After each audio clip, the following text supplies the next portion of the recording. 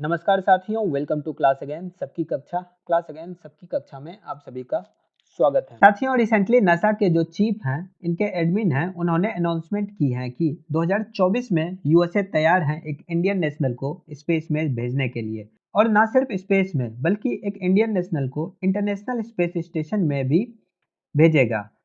उसके अलावा दोनों देश तैयार हैं कि 2024 में जो निसार सैटेलाइट हैं, जो यूएस और इंडिया दोनों ने मिलकर बनाई हैं, ये भी इंडिया लॉन्च करेगा और साथ ही साथ यूएसए इंडिया को खुद का स्पेस स्टेशन बनाने में भी हेल्प करेगा।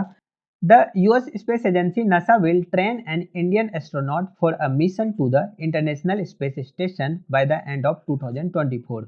2024 के अंत तक यूएसए जो है हेल्प करेगा इंडियन एस्ट्रोनॉट को for a mission to the international space station by the end of 2024, ऐसा कहा गया है बिल नेल्सन के द्वारा, जो कि एडमिनिस्ट्रेटर हैं नासा का।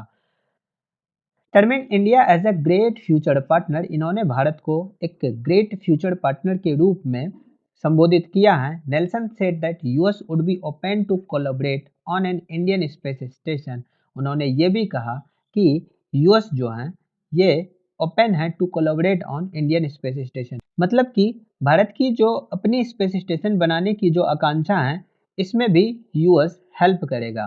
The prime minister called on ISRO scientist to set up an Indian space station by 2035। जो भारत के प्रधानमंत्री हैं, उन्होंने ये अनाउंस किया था कि भारत जो है अपना खुद का स्पेस स्टेशन 2035 तक तैयार करेगा और एक इंडियन नेशनल को मून पर 2040 तक भेजने में भी ये मदद करेगा। तो we are going to deorbit our space station in 2031। हम लोग जो हैं डी ऑर्बिट करने वाले हैं अपने स्पेस स्टेशन को 2031 में, and we expect by that time to have commercial space stations. If India wants us to counsel or collaborate with them, of course we would be willing to। तो इस तरह से कहा गया है बिल नेल्सन के द्वारा अपने इस इंडिया विजिट के दौरान। Nelson said another major program and emerging from India-US collaboration would be the NISAR satellite to be launching in the first quarter of 2024। 2024 के जो पहले क्वार्टर हैं, पहले 3 मंथ हैं, इस 3 मंथ के दौरान जो है इंडिया और यूएस के कोलेबोरेशन से जो निसार सैटेलाइट बन रहा है उसको भी लॉन्च किया जाएगा। मतलब कि बिल नेल्सन के इंडिया विजिट से बहुत सारे मेजर डील साइन हो रहे हैं। So the NASA will help train an Indian astronaut and that astronaut will fly to International Space Station at the end of 2024। ना कि सिर्फ नासा हेल्प करेगा इंडियन एस्ट्रोनॉट को ट्रेन करने में, बल्कि इंटरनेशनल स्पेस स्टेशन तक पहुंचाने में भी नासा हमारी हेल्प करेगा। इस तरह का स्टेटमेंट दिया गया है बिल नेल्सन के द्वारा। This selection will likely be from among the 4 persons who have undergone basic space astronaut training in preparation for the Gaganyaan mission.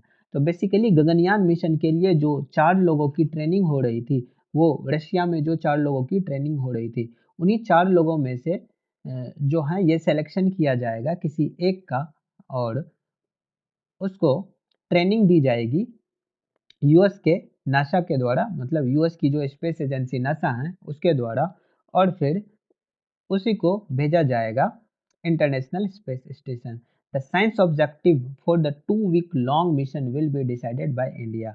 और इसका जो साइंस ऑब्जेक्टिव होगा, मतलब इस मिशन का जो भी ऑब्जेक्टिव होगा, that objectives will be decided by the ISRO, मतलब कि इंडिया के द्वारा उस ऑब्जेक्टिव को डिसाइड किया जाएगा।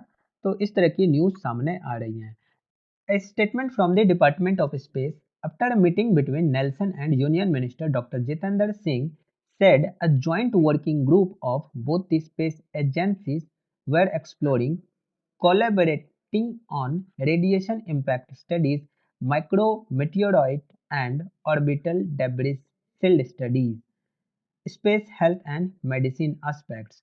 तो ऐसा कहा गया कि एक जॉइंट वर्किंग ग्रुप जो है of both the space agencies were exploring, collaborating on, मतलब जो कोलेबोरेशन होगा मोस्ट प्रोबेबली यह कोलेबोरेशन होगा on the radiation impact studies, radiation impact studies के ऊपर, माइक्रो मिटियोरॉइड्स के ऊपर, ऑर्बिटल डेब्रिस शील्ड स्टडीज के ऊपर, और space health and medicine aspects को ध्यान में रखते हुए जो है ये कोलैबोरेशन किया जाएगा इन दोनों एजेंसीज के द्वारा। And an implementing arrangement for ISRO-NASA collaboration have been agreed upon and is in the process of inter-government approval।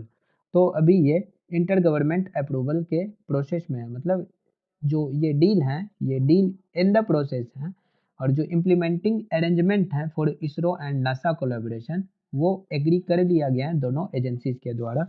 बस अब एक ही चीज़ बची है कि ये जो दोनों गवर्नमेंट हैं, यूएस की गवर्नमेंट और इंडिया की गवर्नमेंट, इन दोनों गवर्नमेंट के बीच बस सिर्फ अप्रूवल होना बाकी है। तो बेसिकली ये जो कोलैबोरेशन है नासा और इसरो के बीच में, ये कोलैबोरेशन आगे बढ़ के ये निसार सैटेलाइट, मतलब निसार सैटेलाइट जो कि लॉन्च होने जा रहा है 2024 में, is an earth observation satellite. ये अर्थ ऑब्जर्वेशन सैटेलाइट है और ये सैटेलाइट हेल्प करेगा, मतलब कि ये वेरियस तरीके से हमारी हेल्प करेगा, हम दोनों कंट्रीज़ की हेल्प करेगा। तो अगर हम लोग देखें, ये जो अर्थ ऑब्जर्वेशन सैटेलाइट हैं that will use radar technology to monitor changes on the earth surface. ये रेडार टेक्नोलॉजी को यूज करेगा और मॉनिटर कर सकेगा अर्थ सरफेस के ऊपर जो भी चेंजेस आ रहा है उसकी मॉनिटरिंग में ये निसार सैटेलाइट हमारी हेल्प करेगा। The NISAR satellite will offer observations along with 4 to 5 of our other space observatories. ये निसार सैटेलाइट हमारी हेल्प करेगा अलॉन्ग विद द 4 to 5, हमारे 4 से 5 जो स्पेस ऑब्जर्वेटरीज हैं उसमें ये हमारी हेल्प करेगा। It will also help us to develop a 3D model of what is happening on earth. इस पृथ्वी के ऊपर जो भी हो रहा है इस चीज़ का हमें 3D मॉडल्स बनाने में ये हमारी हेल्प करेगा। It will monitor changes close to the surface. ये मतलब अर्थ सरफेस के ऊपर जो भी चेंजेस आ रहा है, changes on land due to the earthquake, मतलब जो भी चेंजेस आ रहा है अर्थ सरफेस के ऊपर such as due to earthquake, इस चीज़ की मॉनिटरिंग में ये हमारी हेल्प करेगा ये निसार सैटेलाइट। तो इस तरह से हम लोग कह सकते हैं कि Nisar satellite is of utmost importance. अगर हम लोग हाल ही के मंथ्स में देखें तो बहुत सारे अर्थक्वेक्स और वॉल्केनिक इरप्शंस हमें देखने को मिले हैं। तो इन सभी एक्टिविटीज़ के ऊपर नज़र रखने में ये निसार सैटेलाइट्स हमारी हेल्प करेगा। अगर हम लोग निसार सैटेलाइट की डिटेलिंग देखें तो 2023 फरवरी में निसार मतलब कि नासा और ISRO synthetic aperture radar has received a stand of ceremony at the NASA's jet propulsion laboratory in California USA. अगर हम लोग निसार सैटेलाइट की बात करें तो निसार सैटेलाइट नासा और इसरो दोनों मिल करके तैयार कर रही है। ये अपने आप में मतलब एक खास तरह का रडार होगा in space to systematically map earth. Earth की मैपिंग के लिए ये काफ़ी ज़्यादा इम्पोर्टेंट होगा। Using two different radar frequencies, ये दो अलग अलग रडार फ्रीक्वेंसीज को यूटिलाइज करेगा।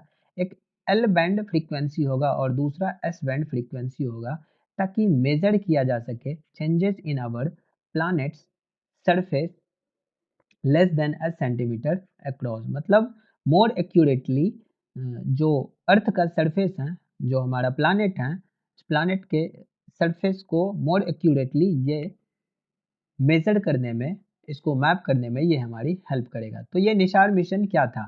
तो NISAR has been build by space agencies of the US and India under a partnership agreement signed in 2014। 2014 में इंडिया और यूएस की जो स्पेस एजेंसीज हैं इनके बीच में एक एग्रीमेंट साइन हुआ था ये निसार सैटेलाइट को बिल्ड करने का। तो ऐसा एक्सपेक्ट किया जा रहा है कि it will be launched in January 2024। 2024 के जनवरी में इसको लॉन्च किया जाएगा from the Satish Dhawan space centre into a near polar orbit. Near polar orbit में इसको 2024 में सतीश धवन स्पेस सेंटर से लॉन्च किया जाएगा। The satellite will operate for a minimum of 3 years. कम से कम 3 साल के लिए ये सैटेलाइट ऑपरेट करेगा और ये सैटेलाइट होगा हमारा लो अर्थ ऑर्बिट में, मतलब कि ये एक लो अर्थ ऑर्बिट ऑब्जर्वेटरी होगा। And this Nisar will help us in mapping the entire globe in 12 days. मात्र 12 दिन के अंदर जो है ये निसार सैटेलाइट हमारी हेल्प करेगा पूरे ग्लोब को, मतलब पूरे अर्थ को मैप करने में, पूरे अर्थ की मैपिंग में ये हमारी हेल्प करेगा और वो मैपिंग जो है मात्र 12 डेज में हो पाएगा। अगर हम इसके फीचर्स को देखें तो ये 2800 किलोग्राम का एक सैटेलाइट है consisting of both L band and S band synthetic aperture radar instrument. इसमें दोनों एल बैंड और एस बैंड सार इंस्ट्रूमेंट्स लगा होगा which makes it a dual frequency imaging radar satellite.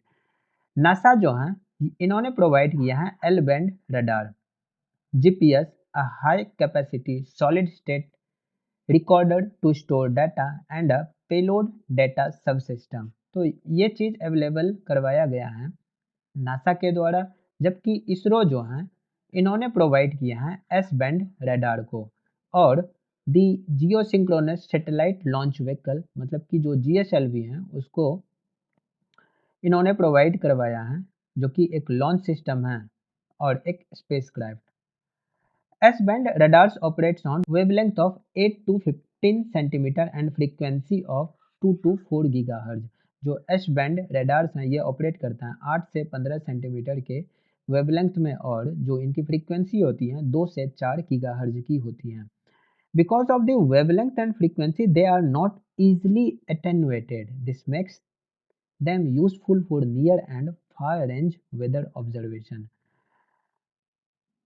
क्योंकि जो इनकी वेवलेंथ है और जो फ्रीक्वेंसी है ये ईजिली अटेनुएट नहीं हो सकता है और इस वजह से it makes them useful for near and far range weather observation. ये नज़दीक के और दूर के जो जो वेदर ऑब्जर्वेशंस हैं इस ऑब्जर्वेशंस को करने में ये इस वजह से हेल्प करता है। ये एक 39 फुट स्टेशनरी एंटीना रिफ्लेक्टर है made of a gold plated wire mesh, जो कि गोल्ड प्लेटेड वायर मेश से बना हुआ है और जो रिफ्लेक्टर है it will be used to focus the radar signals emitted and received by the upward facing feed of the instrument structure। By using SAR, NISAR will help produce high resolution images। Nisar का use करके हम लोग high resolution high qualities के images को produce कर पाएंगे। सार is capable of penetrating clouds. इसके अंदर इतनी क्षमता है कि ये क्लाउड्स को भी पेनिट्रेट कर सकता है and collect data day and nights regardless of the weather condition. चाहे किसी भी तरह का वेदर कंडीशंस हो उस कंडीशंस में ये डेटास को कलेक्ट कर सकता है। तो इतनी अच्छी टेक्नोलॉजी है। NASA requires the L band radar for its global science operations. चूँकि नासा जो है उन्हें एल बैंड रेडार्स की ज़रूरत है इनको अपने ग्लोबल साइंस ऑपरेशंस के लिए फॉर एटलीस्ट 3 इयर्स, कम से कम 3 वर्ष के लिए। जबकि इसरो जो है ये यूटिलाइज करेगा S band radar for a minimum of 5 years, कम से कम 5 वर्ष के लिए ये एस बैंड रेडार्स को यूज़ करेगा। अगर हम लोग फर्दर देखें तो चूँकि इंडिया जो है इन्होंने प्लान किया है कि ये अपना स्पेस स्टेशन लॉन्च करेगा 2030 तक। That India is planning to launch its own space station by 2030। और इस लीग को ज्वाइन करने के साथ ही यूएस, रशिया, चाइना के साथ ही भारत जो है एक एलीट स्पेस क्लब में शामिल हो गया है। स्पेस स्टेशन क्या होता है? स्पेस स्टेशन जो है ये एक हैबिटेबल स्पेसक्राफ्ट है which is capable of supporting human crew members and designed to remain in space.